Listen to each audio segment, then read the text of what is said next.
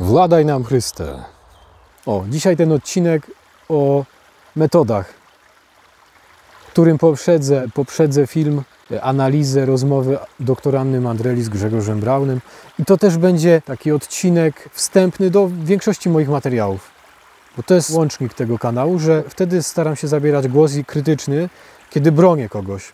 Bronię jakieś zasady, normy tradycyjne, czy ludzi przed fałszywymi oskarżeniami, pochopnymi oskarżeniami, że winny śmierci babci, bo nie nosi maski, że zamordysta, bo nosi, że agent wpływu, troll Putina, bo przestrzegał przed banderyzmem, jak wojna wybuchła, czy nie miał flagi ukraińskiej, czy przestrzegał, bronił Polaków przed okradaniem ich, by pomagać Ukraińcom, albo przeciwnie, że agent banderowski, bo miał flagę ukraińską, gdy Rosja zaatakowała Ukrainę, bo chciał pomagać Ukraińcom, a jednocześnie krytykował banderowców, że zamordysta, bo się szczepił, albo przeciwnie, że szur, bo się nie szczepił i miał wątpliwości co do szczepień. Jedni i drudzy ten sam błąd popełniają. I niektórzy myślą, że jak prześladują każdego, kto nosił maskę i go oczerniają, to że walczą z zamordyzmem.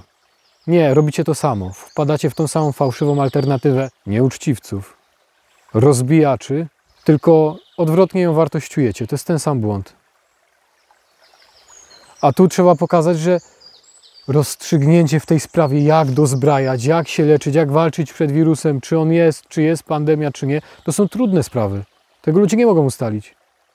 Problemem nie jest to, jakie ktoś ma opinie w tej sprawie, w której nie uderza w innych, tylko zastanawia się, jaki jest obraz sytuacji. I jeden twierdzi tak, inny inaczej. Jeden twierdzi, że trzeba zacieśniać sojusz z Ameryką, inny, że dywersyfikować. To są trudne sprawy. Jeden twierdzi, że dozbrajać Ukrainę, drugi, że nie. Nie samo to jest problemem. Problemem jest, gdy ktoś zaczyna szczuć, deprecjonować innych, bo mają inną opinię w tak trudnej sprawie. Tak samo jest w kwestiach religijnych. Gdy kogoś, że jest zdrajcą, opluwaczem, bo zadziałał zgodnie z posłuszeństwem papieżowi i kościołowi, aktom kościoła i nie miał racji dostatecznej, by je odrzucać, by wypowiadać posłuszeństwo. Zdrajca, tchórz, miałki ulega tej mowie, trawie hermeneutyki ciągłości. Albo przeciwnie, że lefebrysta, faryzeusz, formalista, co tylko na formach mu zależy. A to jeszcze w grupach tradycyjnych nawzajem się później okładają tą samą pałką, którą wszyscy razem dostawali od tych, co ich wcześniej oczerniali. I dlatego wcześniej broniłem ogólnie i Bractwo Piusa X i wszystkich tradycjonalistów, do których sam się zaliczam, tak? Nie odrzucając NOM-u jako takiego i nie odrzucając Soboru Watykańskiego II, bo nie mam do tego racji dostatecznej. Tak, słusznie wtedy trzeba było bronić tak zwanych lefebrystów. Tak teraz trzeba ich krytykować, kiedy oni tą samą pałką uderzają chociażby w księży, indultowców tak zwanych, że mają rozdwojenie jaźni, jak to mówił ksiądz Karol Sztelin. Po co wpadać w ten sam błąd lustrzany? Także to do wszystkich tych tematów, również religijnych, ten odcinek może się odnosić. Zapraszam do polubiania, komentowania, subskrybowania. Miałem Państwa odesłać i odsyłam do poprzednich odcinków tego materiału dotyczącego rozmowy Grzegorza Brauna z dr Anną Mandrelą, żeby pokazać Państwu metodę, ale ja Państwu tutaj nakreślę punkty tej metody. Pierwszym z nich jest unikanie ślepej ufności oskarżeniom. Drugi punkt, rezygnacja z oceny spraw, których nie możemy zmierzyć, tak? I poprzestawanie tylko na tym, co jest nam do zmierzenia możliwe. Czyli jeśli widzimy, że ktoś działa źle, na przykład zaprzecza sam sobie, oskarża innych pochopnie, wciąga w to ludzi, bo to jest kolejny, trzeci punkt, wciąganie ludzi w oskarżenia, których, tak jak w punkcie pierwszym i drugim, nie mogą zmierzyć. A więc ślepo w nie wierzą jakiemuś swojemu autorytetowi, który li tylko je rzuca, a nie udowadnia. Zaniechać takich oskarżeń. Wciąganie ludzi, co tam jeszcze miałem powiedzieć? Aha! I najważniejsze pytanie. Po co w ogóle mamy kogoś oceniać? Krytykować? Czy tak, żeby wyłapywać jego błędy? No nie. To nie ma sensu. Jedynym powodem wynikającym z zasady po pierwsze nie szkodzić jest obrona. Obrona jakiejś osoby, instytucji, czegoś, jakiegoś dobra całych społeczeństw przed pochopnym sądem, przed zgorszeniem w postaci uczenia ich i fascynowania ich błędną metodą oceniania innych na przykład. A więc obrona zarówno tych, których jakaś osoba publiczna oskarża przed pochopnym sądem, co oceniamy na podstawie tego, że ten ktoś nie daje nam racji dostatecznej dla tego sądu, przed niczym nas nie broni, ocenia rzeczy, których nie możemy zmierzyć i te wszystkie rzeczy, według tych wszystkich kryteriów, które tu wymieniłem. No i tylko wtedy, kiedy ktoś w ten sposób komuś szkodzi, mamy tego kogoś, komu się szkodzi, wziąć o obronę, jest sens się wypowiadać i krytykować.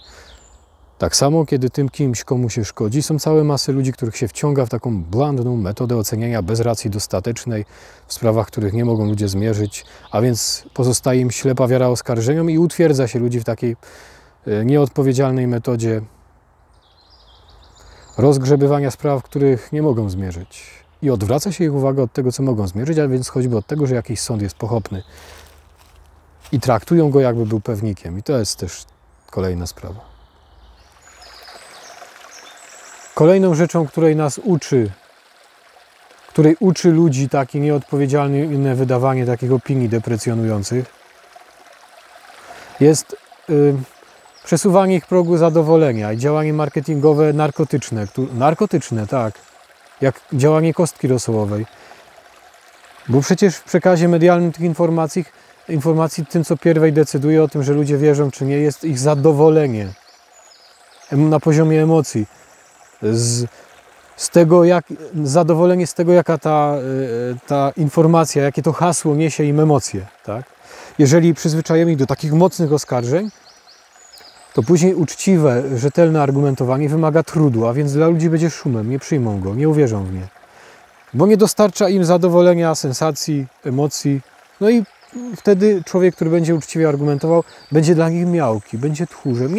Albo zniknie ten komunikat, nie będzie dla nich widziany w ogóle. Tylko mocne i podkręcamy ich kostkę rosołową, tą wrażliwość na mocne bodźce, mocne oskarżenia, a oskarżenia najmocniej działają, bo wywołują nasz jakiś strach, podniecenie albo poczucie szydery, w której czujemy się wyżsi i lepsi. Od tych zdrajców, kolaborantów, dezerterów, opluwaczy, miałkich, a my tacy, czujemy się lepsi, to po prostu nas zadowala na poziomie emocji. I daje natychmiastową gratyfikację, tak jak narkotyk jakiś, jak mocny bodziec emocjonalny. A rzetelne udowadnianie wymagające trudu już nie dotrze i uczymy ludzi, przesuwamy ich zdolność odbioru informacji bez takiego narkotyku. Już do nich nie dociera, później już im ten rosołek bez kostki rosołowej nie będzie smakował. Jak będą gwalić tej kostki rosołowej tyle, że im się przesunie dla tych wzmocnionego smaku bez żadnej realnej wartości. Tak samo jest z informacją, jak ze smakiem, jak z odbiorem dźwięków w muzyce, w której już jesteśmy znarkotyzowani muzyką, taką właśnie zbyt dużą ilością bodźców bezpośrednio uderzających nasz mózg. Tak samo w informacji jest. Więcej jest gołych haseł, orzeczeń, oskarżeń i już uczymy ludzi tej kompletnej niewrażliwości na przekaz, który wymaga trudu i przyjmowanie tego przekazu, który jest nam podany gotowy na tacy, wzmocniony. Jak smak na talerzu, który nie przekazuje realnej wartości odżywczej w postaci wzmacniaczy smaku. W tym kontekście przypomnę o symulakryzacji. O pustych znakach, o których Maglouen pisał i później za nim Baudrillard.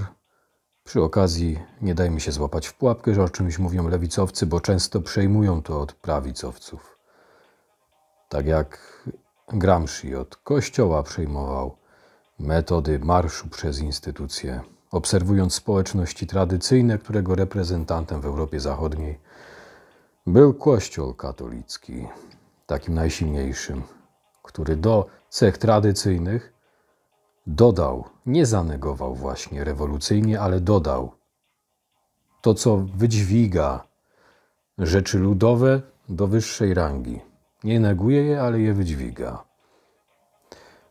Wracając, pisał o tych pustych znakach, o zastępstwach rzeczywistości.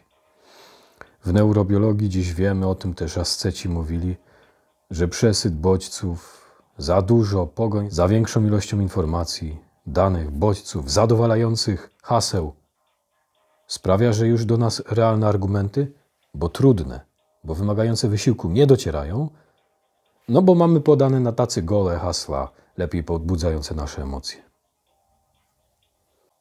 To oderwanie od rzeczywistości w symulakra, w zastępcze światy, gry, filmy, nawet książki już były tego zaczątkiem. Literatura, która skupia się na budowaniu narracji, nie konfrontowaniu z faktami, z rzeczywistością poza książką, ale z dawaniem nam do głowy gotowego, wyidealizowanego świata, wyidealizowanego nie tylko w sprawach pozytywnych, ale negatywnych, czyli takie sensacyjne zło, które lepiej do nas dociera.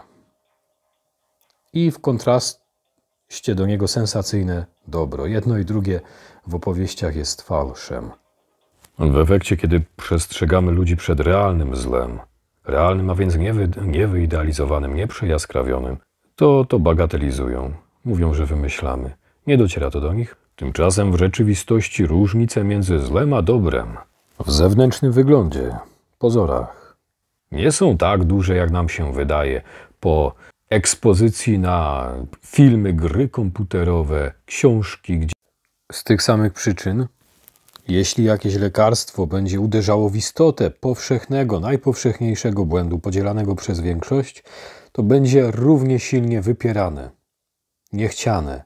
Będzie brzmiało ludziom niewiarygodnie, bo niewygodnie, bo będzie ich wyrywało z narkotyku, a dealerom tego narkotyku informacyjnego, czy dźwiękowego, czy smakowego będzie wyrywało klientów, a więc będą z tym walczyć. Dlatego wygrywa ten fałsz, bo prawda wymaga konfrontacji z rzeczywistością.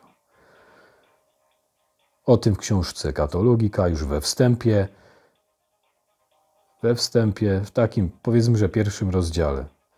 Inaczej, w takim prologu o wychowaniu, o dyscyplinie.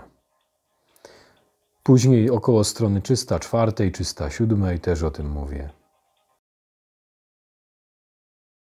Ci, co zarabiają na huciach, na których najlepiej zarabiać, tak silnie zwalczają tradycyjne społeczności, a szczególnie Kościół katolicki. Zostańcie z Bogiem. 8. przykazanie.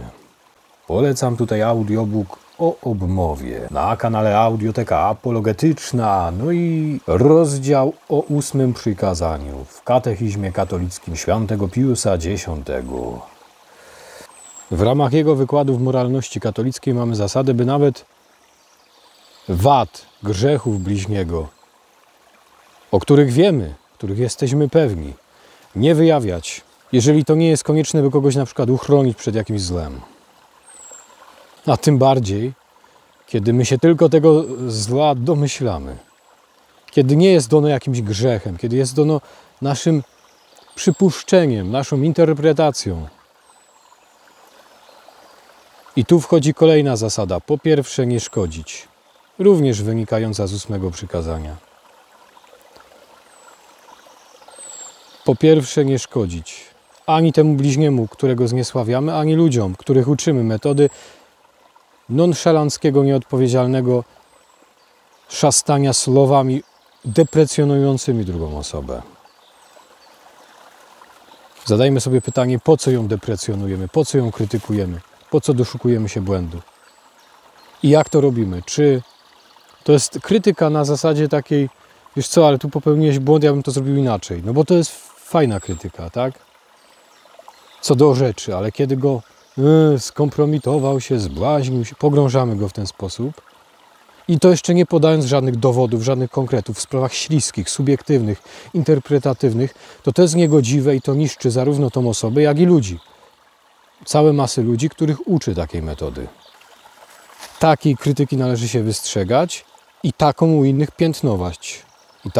piętnować. Nawet agresywnie, bo to powoduje różne ludzkie tragedie. Zarówno tych, których tak oczerniono, zniesławiono, sponiewierano, jak i masy ludzi, które tego słuchają, się uczą takiej metody i później idą, poniewierają innych, myśląc, że to odwaga. Bo tu jeszcze wchodzi taka narracja, że takich kusicieli, szantażystów, którzy każdego, kto oponuje przed taką pochopną krytyką, próbują zdeprecjonować tak samo jako tchórza, miękkiego, kogoś, kto się cacka i próbują zmusić, żeby wszedł w taką krytykę. Ale ty jesteś jego obrońcą, sekciarzem tego, kogo nie chcesz z nami krytykować. To jest rodzaj szantażu. Żeby zmusić go do krytyki, żeby się pokazał, że wcale nie jest takim stronnikiem tej osoby. A tu nie chodzi o bycie stronnikiem osoby, tylko o bycie stronnikiem zasady. Bo jeśli zaczniemy łamać tą zasadę, to dlaczego mamy mieć wtedy pretensje, kiedy ktoś z naszego nazwiska szydzi i dopowiada sobie narrację, że jesteśmy agentami Mossadu ruskimi czy rzymiańskimi? No dlaczego? Jeśli nam wolno, to innym też wolno. I ta jakby niekonsekwencja w pochopnym osądzaniu prowadzi do moralności Kalego. Nam wolno, a innym nie wolno. Bo w pewnym momencie przychodzi sytuacja, kiedy nas tak samo oczerniają i wielce się oburzamy. Bo to nas dotyka. Czy naszych autorytetów. A jak oni to robią, to dobrze jest, to odwaga. Jeszcze uczymy ludzi, wprowadzamy ich w błąd, okłamujemy ich, że to jest odwaga. 2, że wątłe sprawy, tam gdzie nie ma żadnych dowodów, gdzie nie możemy ich zmierzyć, są jakimś pewnikiem oczywistym, że on się skompromitował, że on się zbłaźnił, że on się pogrążył, że jest zdrajcą. I 2, w takie kłamstwo wchodzimy, polegające na insynuacji, że opieramy się na przykład na tym, co literalnie powiedzieliśmy. Ale ja nie powiedziałem, że on jest agentem, tylko że jest trolem. No to jeszcze gorzej, bo to zwalnia z ciebie odpowiedzialność za słowo, a komunikat deprecjonujący wobec osoby idzie dokładnie taki sam, bo deprecjonowanie idzie tutaj na poziomie emocji, na poziomie skojarzenia. I to jest tym gorsze, kiedy nie zarzucamy komuś wprost, tylko takimi sugestyjkami, takimi subiektywnymi ocenami, że się skompromitował, że się zbłaźnił. To jest gorsze niż powiedzieć, że jest mordercą, no bo wtedy większość... No bo wtedy nie ma tego jak udowodnić i wystarczy, że ktoś nam pokaże, że nie mamy dowodów i to my pokazujemy się w złym świetle. Ale kiedy rzucamy subiektywnymi takimi naszymi wrażeniami, bo nam wolno, bo mam taką opinię. Bzdura. To jest opinionizm rewolucyjny, demonokratyczny. Ja mam opinię, to sobie mogę mówić. No ja mam opinię, że ty jest mordercą, że jest jakiś, owaki. Nawet nie mordercą, bo to wtedy łatwe do sądu przyjdą. Że jesteś skompromitowany, że jesteś błaznem, dziadem i będę tak chodził, opowiadał, że rysował cię na ślubnym kobiercu z Kaczyńskim czy z innym, szydził z ciebie, że jesteś tchórzem, zdrajcą, draniem, tak? I to do twoich dzieci dotrze, z twoich dzieci będą się w szkole śmiać. A dowodów żadnych nie przedstawiam. No bo to jest moja opinia, mam prawo. Jesteście rewolucjoniści, demonokraci, talmudyści, piewcy narracji bez związku z faktami. To jest tyle. To jest talmudyczny faryzeizm litery. Tak? Szafujecie literą, tak?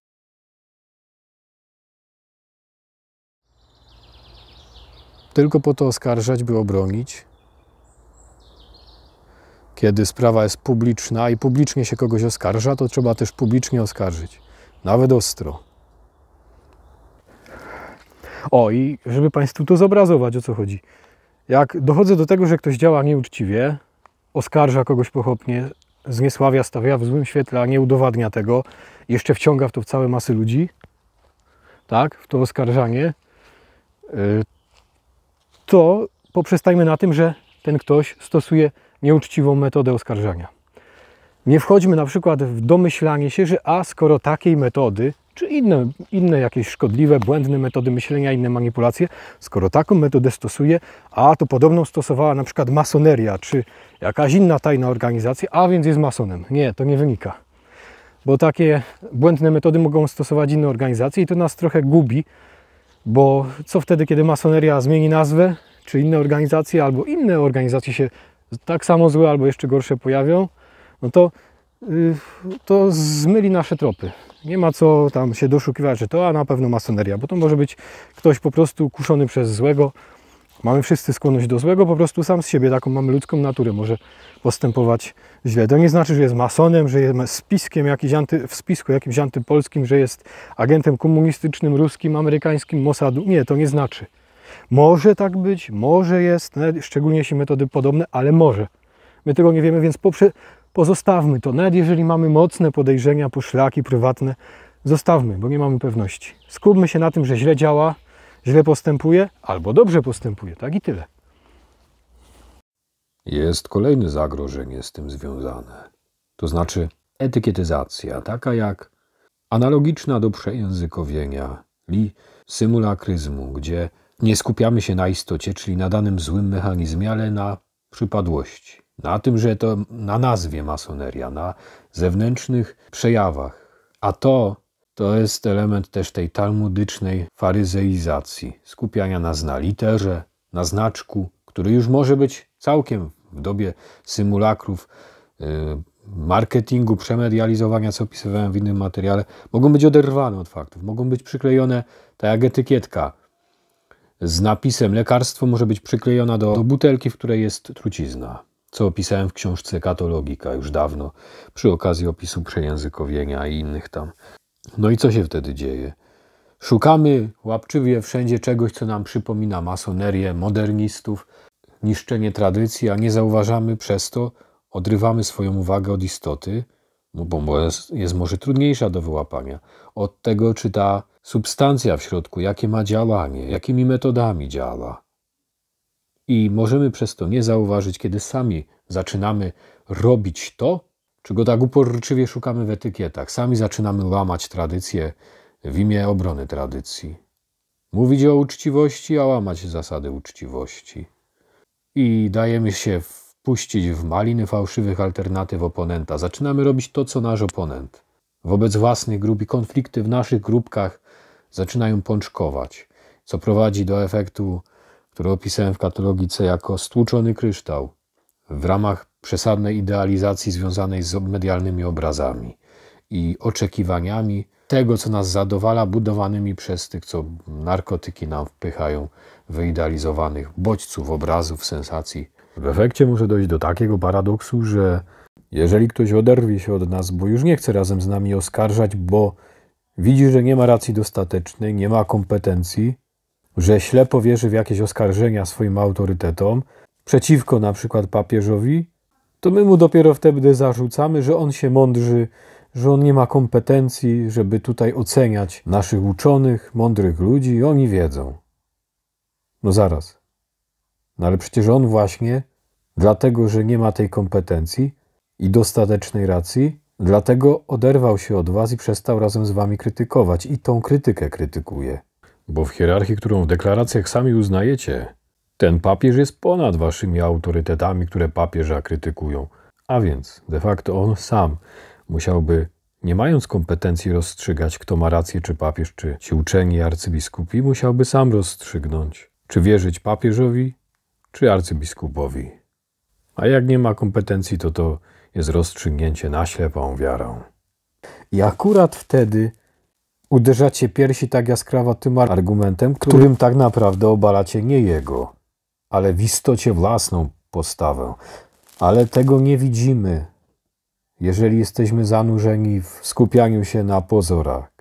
No bo istoty często nie możemy rozstrzygnąć, zmierzyć. No to tyle nam pozostaje. A co moglibyśmy zrobić? Zaniechać takich oskarżeń.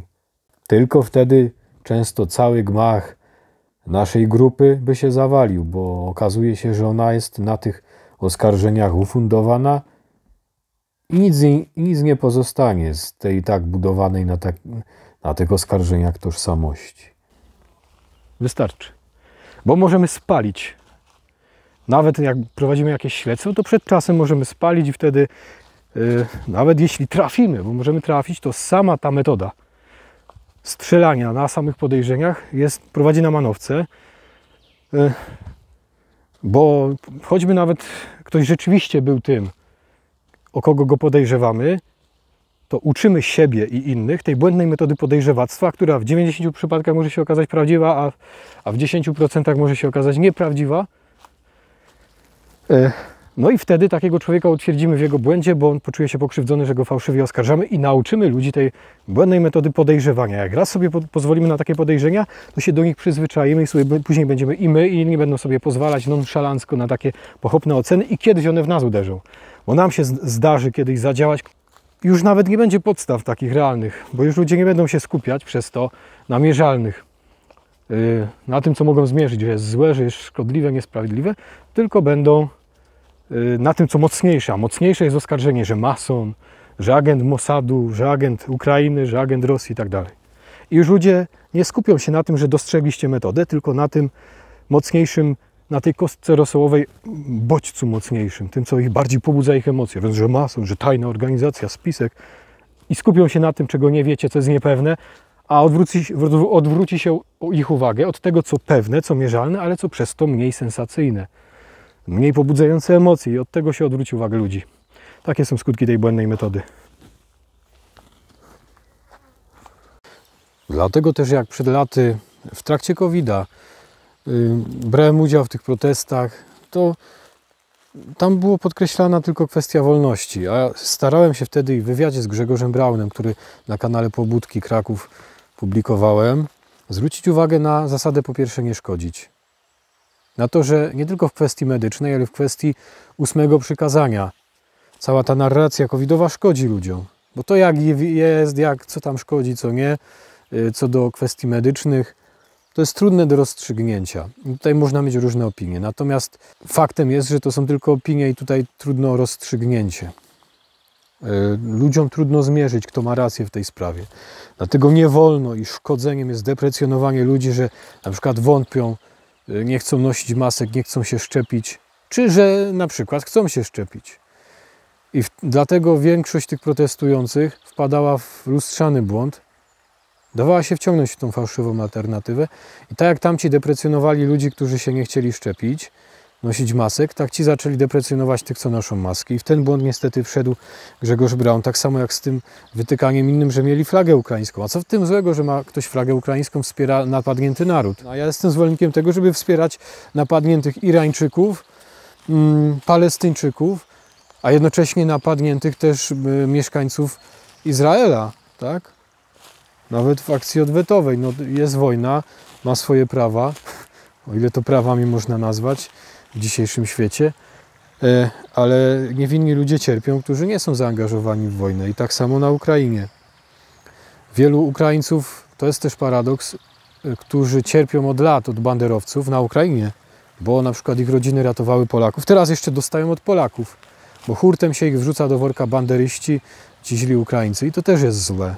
To jest wpadanie w tą samą fałszywą alternatywę, zamiast zanegowania tej alternatywy.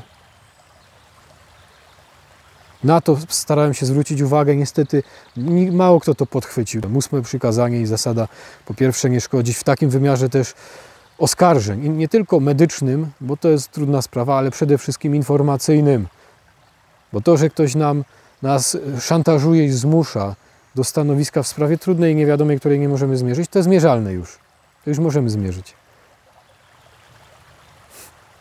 Po drugie, tak jak to w filmie pęta, które wyzwalają, zakażą dzwonu, coś takiego mówiłem, że zasada prymatu normy, tak jak w języku, bo gdybyśmy język sobie sami innowacyjnie wymyślali, to w końcu by to prowadziło do chaosu, wieży Babel, nie byłoby komunikacji, żaden język straciłby swoją funkcję. Tak samo w zasadach społecznych. Jeśli pojawia się jakaś narracja, że jest nowa sytuacja, bo najpierw właśnie w przypadku tego COVID-a to była narracja medialna, obrazki, trumien z Bergamo, to należy dać prymat normie starszej, tradycji, tak, wypracowanym w sytuacji, kiedy nie ma tych emocji, regułom co do leczenia i normalnie leczyć tak jak dotąd. A przede wszystkim nie prześladować tych, nawet jeśli ktoś uważa, że trzeba jakieś nadzwyczajne rzeczy wprowadzać, to już samo to, że się prześladuje i deprecjonuje, poniża ludzi, którzy chcą zachować się zgodnie z dotychczasową normą, jest niegodziwe. Należy im na to pozwolić. Nie można ich zmuszać do odejścia od normy. Tyle.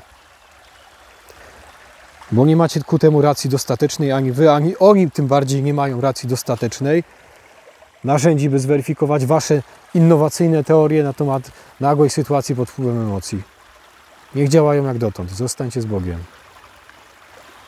W filmie Terror innowacji też więcej. Tylko od dzisiaj, jakie błędne metody będziemy tropić? Nawet nie to, że ktoś popełni jakiś błąd, manipulację, mu się zdarzy kogoś oskarżyć raz, bo to się zdarza. Tylko problem pojawia się, gdy ktoś jest w tym recydywistą albo się w tym upiera i nie chce słuchać, łamie zasady cywilizacji, na przykład takie jak zasada, po pierwsze, racji dostatecznej, zawsze wysłuchać dwóch stron konfliktu, rozstrzygać wątpliwość na korzyść drugiej osoby oskarżonej, czyli jak nie jestem pewien, to nie oskarżę. Więc jakby przejawem tego jest to, o czym tu już mówiliśmy. Czy o czym powiemy, zależy jak zmontuję ten film. Zostańcie z Bogiem.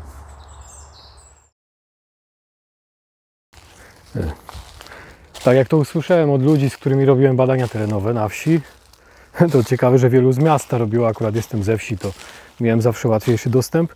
To jedni mi powiedzieli, że to dla nich było dziwne, jak do pewnej wsi się sprowadzili i nagle tu się okazało, że wszyscy mówią sobie jakieś dzień dobry, co to dzień dobry, nie?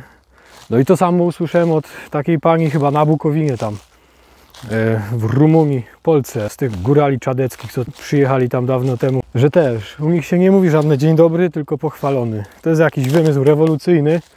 Dawniej to zastępujący nam normalne powitanie chwalące Pana Boga. Pierwsza rzecz.